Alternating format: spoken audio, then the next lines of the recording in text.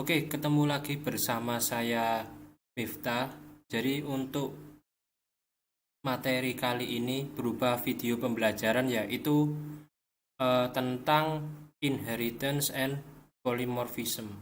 Jadi dua materi ini sebenarnya sudah diajarkan pada waktu pelajaran OOP ya, Object Oriented Programming. Tapi kita ulas sebentar, mungkin ada yang lupa atau ada yang masih ingat seperti itu atau emang nggak tahu. Nah, mari kita bahas sedikit aja cuplikannya. Kita masuk ke inheritance dulu. Jadi tolong ingat-ingat kembali ingatan kalian ya. Jadi apa sih inheritance itu? Nah, inheritance ini seperti sebuah hubungan ya, relationship. Relationship ini kan juga ada di database ya, sama seperti itu hubungan. Tapi kalau di OOP ini, Object Oriented Programming, itu adalah sebuah relationship dari parent dan child, orang tua dan anak. Orang tua ini akan mewariskan sebuah gen ke anaknya. Seperti itu logiknya ya. Jadi orang tua setidaknya akan mewariskan gen-gennya. Seperti itu. Nah, kalau misalkan nggak ada gen-gen yang terwariskan, itu berarti bukan orang tua atau anak yang tertukar. Seperti itu. Nah, kalau di sini biasanya parent itu akan mewarisi properties yang ada di parent ke anaknya. Gitu ya. Jadi tidak hanya properties, metodenya juga akan diwariskan. Seperti itu. Jadi misalkan properties itu misalkan kalau orang tua, misalkan kalau orang-orang bule sana itu biasanya rambutnya putih. Nah, kemudian anaknya itu bukan pasti sih, kemungkinan besar akan mewariskan rambut putih. Seperti itu. Tapi anaknya juga bisa mengganti warna rambutnya. Misalkan dicat menjadi hitam, orange, merah. Seperti itu ya. Jadi biasanya kalau di pelajaran OOP, Object Oriented Programming, atau OOP itu berada di dalam materi mata kuliah, itu biasanya penyebutan parent ini adalah sebuah base class dan drive-nya itu adalah sebuah child. Ingat ya, base class adalah parent, drive-nya adalah child. Boleh nyebut parent child atau base atau derived boleh. Atau boleh juga superclass dan subclass. Tapi kalau di kita pakai yang base sama drive-nya. Seperti itu. Nah, terus di sini ada sebuah contoh person, dia ada anak student sama lecturer. Terus yang mana yang base, mana yang drive?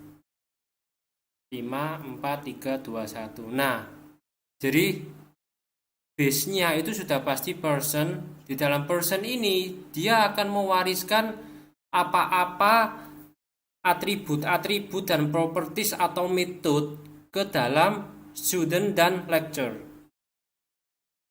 Seperti itu ya. Jadi student dan lecturer ini akan mendapatkan gen dari person. Contohnya, nah seperti ini. Jadi misalkan ada atribut di person ini ada name, email. Terus kemudian dia mengenkapsulasi name dan email ini menjadi metode setter dan getter ya. Jadi set name, terus dengan parameternya name, tipenya string, terus get name, returnnya string, dan set email, get email sama, tipenya string, dan ada penambahan satu metode baru yaitu add details.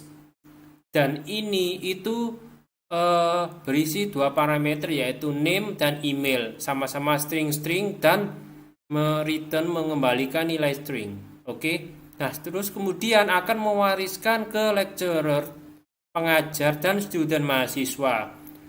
Di lecturer ini dia punya atribut atau member, NPK, dan salary.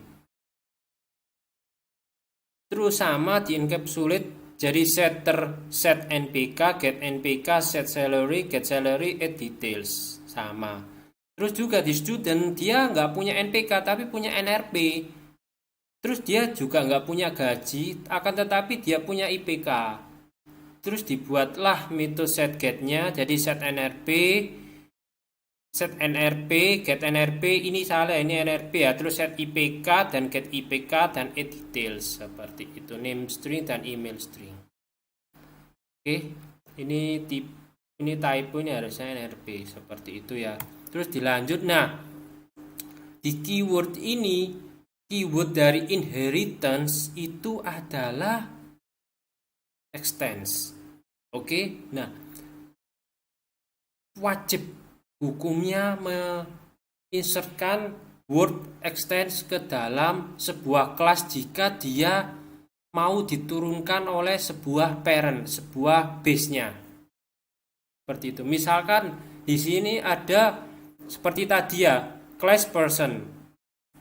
Terus kemudian kita buat lagi class lecturer yang akan mengextend person. Seperti itu ya. Jadi semua atribut yang ada di person akan diwariskan ke lecturer. Seperti itu ya. Kalau di contohnya ini dia akan mewariskan name sama email. Seperti itu. Jadi di class person ini, di class lecturer ini dia nggak, secara tidak langsung dia tidak akan menuliskan kode name dan email. Dia bisa memanggil name email ini langsung karena diwariskan dari person. Seperti itu. Makanya di sini di lecture sama student ini nggak ada name sama email karena si person ini sudah punya, ibunya sudah punya, bapaknya sudah punya. Kita nggak perlu lagi menginsertkan ke lecture dan student lagi, menuliskan kembali maksudnya ya, name dan email. Cukup kita panggil aja. Oke, kita akan langsung ke implementasinya. Jadi kita akan membuat sebuah 3 class, yaitu person sebagai base class-nya, kemudian lecturer dan student itu adalah derive class-nya. Oke, base ibu, derive-nya anak. Jadi kita akan bikin sebuah project baru dengan nama inheritance example. Oke, kemudian kalau kalian centang pada waktu create new project Java application, terus di bawah sendiri itu ada create main class. Nah, jika kalian centang itu akan secara otomatis meng-create sebuah file baru dengan nama inheritance example. Oke, jika kalian klik itu maka tidak perlu melakukan ini. Jika tidak mencentang create main class-nya, jadi kalian harus create class baru manual dengan nama inheritance example. Dengan cara seperti ini ya, kalian klik new package-nya, new Java class dengan nama inheritance example. Seperti itu. Nah, terus kemudian setelah kalian bikin sebuah main class-nya yang untuk pertama kali running akan ke implement inheritance example, Nah, kemudian untuk meng-create ibunya, orang tuanya, kita harus meng-create class baru dengan nama person. Oke. Kemudian kalian create membernya, atributnya dengan tipe string, 2 string yaitu name dan email ini ya. Terus kemudian kalian create juga propertiesnya ini ya, setGet-nya ya, enkapsulasinya juga ya. Terus kemudian silakan kalian create default dan konstruktor yang berparameter. Kalau defaultnya ini, kita akan mengisi default name-nya yaitu Miftah, emailnya ini. Kemudian kita isi parameternya seperti ini. Oke, jadi kalau defaultnya pasti pertama kali kalau dia memanggil class-nya ini, kalau nggak pakai parameter pasti akan menuju ke defaultnya ini, default konstruktornya ini. Oke. Terus kemudian setelah kalian create setGet dan metodenya default constructornya, kita create sebuah metode baru dengan nama addDetails. Oke. Parameternya hampir sama dengan parameter yang konstruktor ini. Jadi string name dan string email. Returnnya seperti ini. Silakan kalian tulis ya. Oke. Terus kemudian kalian bikin kelas baru dengan nama lecturer. Nah, ini kita akan mengimplementasikannya di sini. Jadi lecturer kan mempunyai orang tua yaitu person. Kita tambahkan extensnya di sini. Nah, kemudian lecturer ini itu kan punya keunikan. Oke, anak itu pasti unik. Entah itu gennya yang tadi saya bilang rambutnya putih tiba-tiba jadi merah, bisa seperti itu. Oke. Terus bisa juga ini punya keunikan yaitu member yang tidak ada di person juga bisa, yaitu NPK dan salary. Silakan kalian tambahkan public int tipenya integer, yang salary-nya ini float karena ada koma. Ingat ya, tipe data itu ada integer, string dan float. Silakan kalian ingat-ingat kembali algoritma pemrogramannya. Terus kemudian kita insertkan sebuah metode defaultnya ini, kita kasih super. Terus next slide akan saya jelaskan apa itu super. Terus kemudian insertkan lagi konstruktor yang berparameter, tapi parameternya ada string name, string email, in npk sama float salary. Tulis seperti ini, nanti saya jelaskan apa itu super. Terus kemudian set npk sama set salary-nya. Terus kemudian create propertiesnya, set get-nya. Itu biasa ya. Nah, terus di sini silakan kalian add. Ini sudah tadi, ternyata sudah ada. Kalau belum kalian add, silakan add parameter default sama parameter konstruktornya. Nah, di sini ada super. Super ini adalah ini ya, use for calling the constructor from base class. Jadi super ini akan memanggil konstruktor defaultnya. Konstruktor default kalau nggak ada parameternya. Kalau di sini ada parameter berarti konstruktor lecturer ini yang berparameter akan memanggil konstruktor parameter di person. Seperti itu. Oke. Silakan kalian coding seperti ini. Nah, terus kemudian di inheritance example-nya itu tuliskan seperti ini untuk membuktikan bahwa kita sudah mengimplementasikan sebuah keluarga yang mempunyai orang tua dan anak. Ini misalkan base class-nya seperti ini, kita bikin di metode min. Ingat ya, metode min di kelas inheritance example. Kemudian kita create pembangunan objek baru person P sama dengan new person. Oke, kemudian objek ini akan melakukan apa sih? Nah, objek ini akan memanggil p.getName, akan memanggil p itu mewakili person, akan memanggil getName dan getEmail. Kemudian kita akan membuat sebuah drive-nya, yaitu sebuah lecturer. Kita bikin objek baru L, nggak boleh sama p-nya, sama dengan new lecturer dengan konstruktor yang berparameter Ahmad, Nuriply, ini 4 IPK dan salary. Terus kita printnya menggunakan sistem .out.println. Kemudian hasilnya seperti ini. The name is, the email is. Nah, ini the name is Miftah itu berasal dari personnya. Jadi tadi default konstruktornya person itu adalah Miftah dengan email ahmadmiftahstaff.ubaya.ac.id. Seperti itu ya. Sama hasilnya seperti ini. Terus kemudian namanya ganti menjadi Ahmad. Karena lecture ini akan diganti. Seperti itu. Padahal akan diganti Ahmad dan Nuriply, ini hasilnya ya. Ahmad dan Nuriply. Akan tetapi di anaknya ini di drive class-nya ini kan nggak ada metode get name sama get email, yang ada get NPK dan salary seperti ini ya. Nah, apakah ada di sini member properties name sama email? Nggak ada kan? Nah, itu fungsinya inheritance.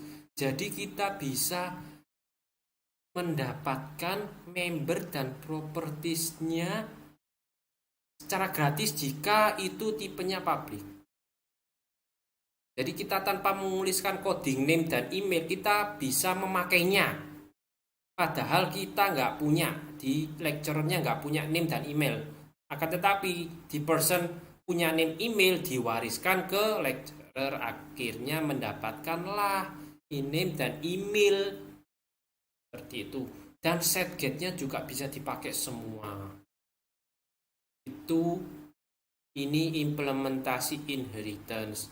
Dan nanti di akhir nanti akan saya tunjukkan codingnya dan akan saya jelaskan sedikit-sedikit seperti itu.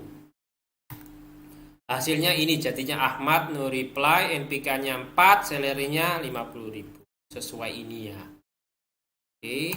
Terus kemudian kita akan belajar masalah polimorfisme biasanya. Nah, kita ulik lagi lah logika kita, otak kita. Ingat-ingat kembali apa itu polimorfism. Nah, ini adalah sebuah konsep ketika base class-nya mengizinkan metode-metodenya itu ke derive class-nya. Seperti itu. Hampir sama dengan inheritance, tapi nanti ada sedikit perbedaan.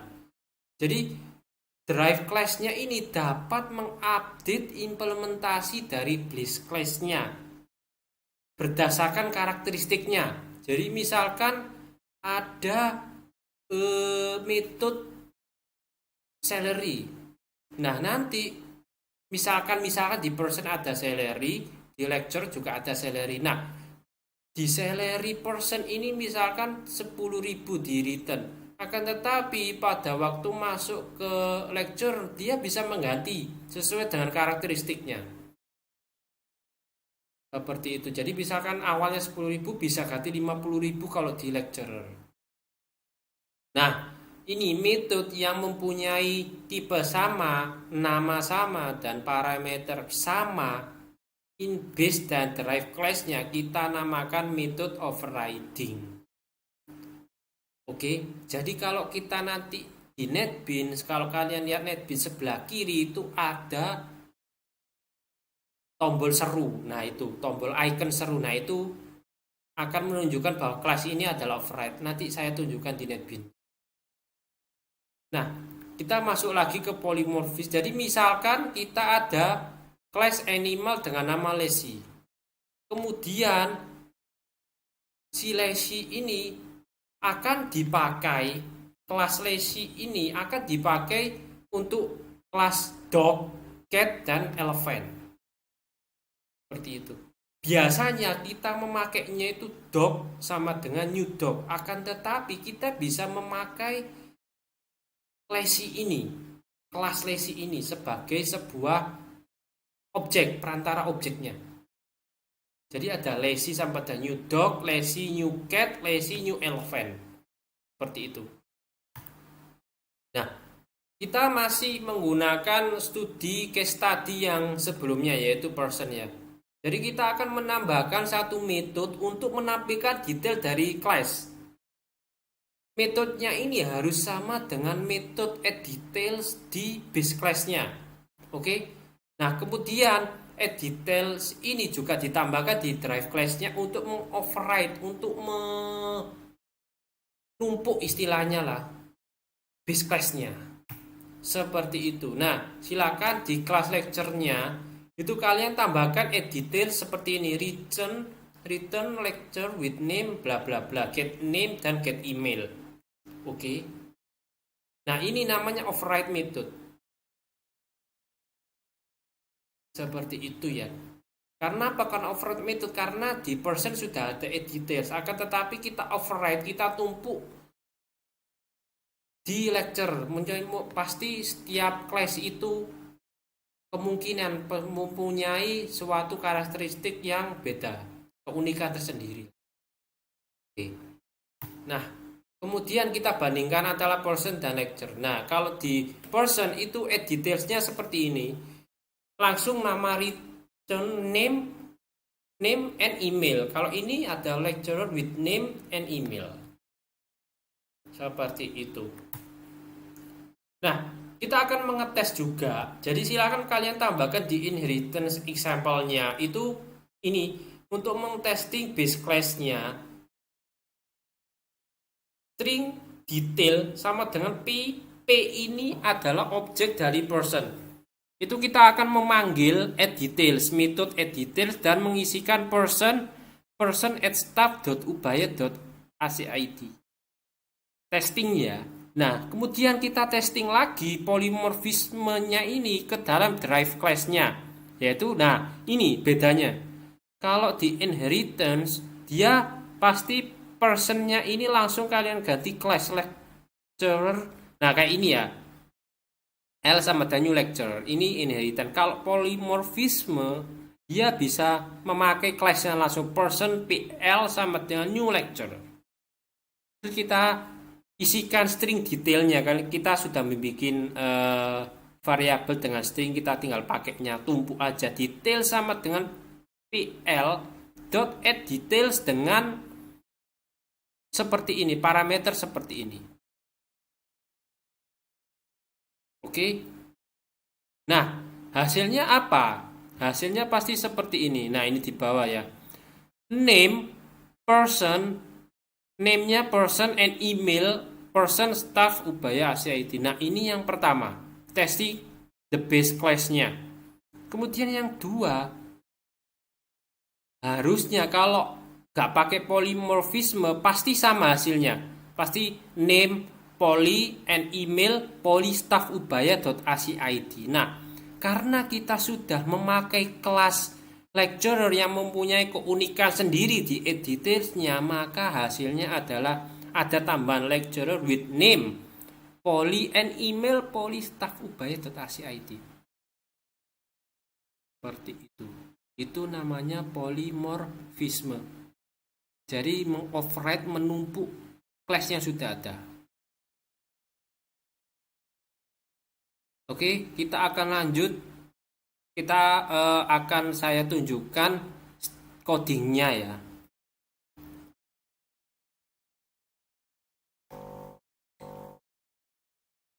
Oke, ini adalah NetBeans.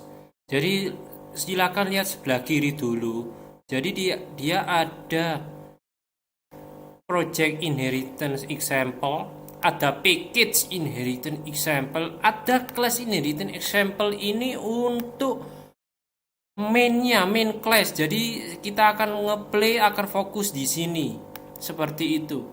Nah, terus kemudian ada class lecturer seperti ini. Terus ada class person seperti ini. Oke.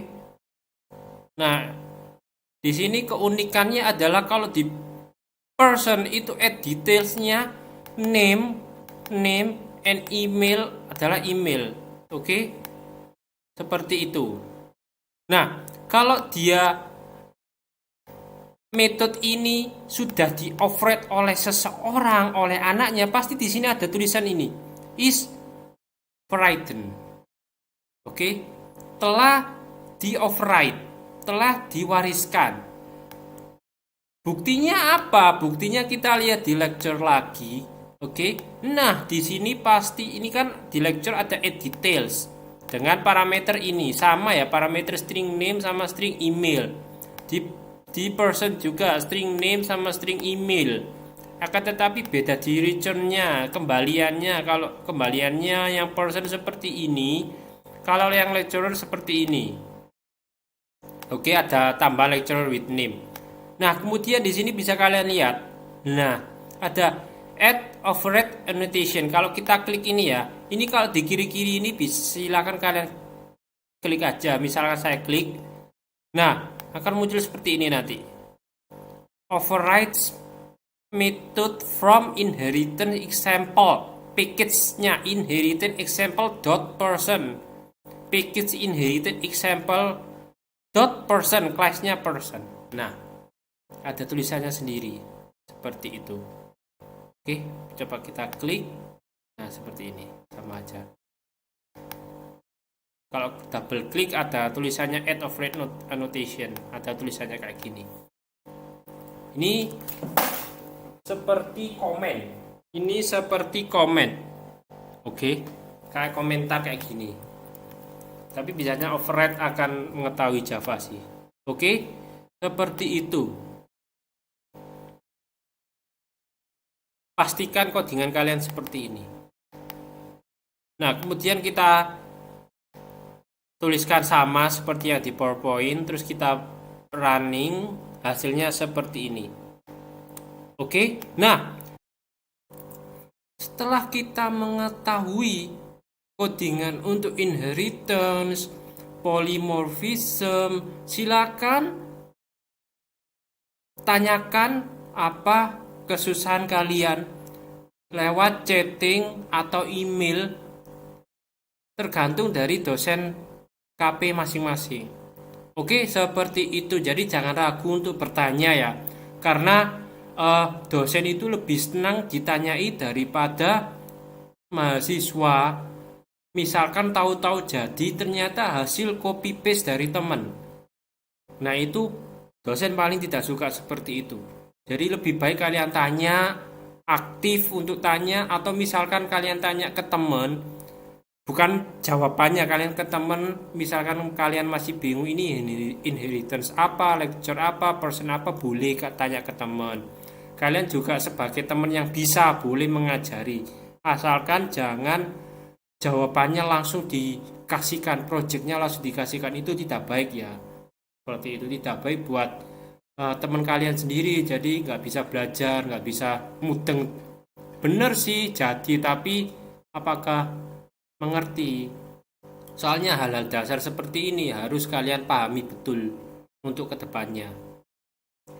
Oke, kemudian kita kembali ke laptop. Nah, jika ada pertanyaan silakan hubungi dosen masing-masing ya. Terus kemudian ada latihan. Nah, silakan kalian tambahkan program tersebut menggunakan tambahan student class. Jadi kan kita belum mempraktekkan student class-nya kan. Nah, sekarang kalian bikin.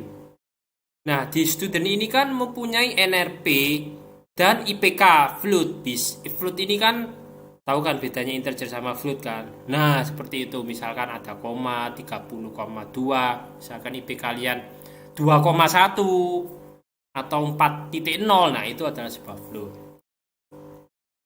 Nah, kemudian kalian tambahkan add details metodenya di student class-nya. Misalkan di add details-nya itu akan mengembalikan sebuah nilai string student with name, misalkan ini nama saya Miftah, emailnya ini, dan NRP-nya ini, dan IPK-nya ini. Oke? Seperti itu. Terus kemudian apply the override method. Jadi silakan pakai method override untuk menampilkannya di inheritance example. Jadi pada waktu ngeprint itu juga mengaplikasikan pemanggilan objek polymorphism. Oke, seperti itu aja. Saya ulangi ya, jika ada pertanyaan silakan hubungi dosen masing-masing. Oke, terima kasih dan selamat mengerjakan dan tetap semangat untuk belajar.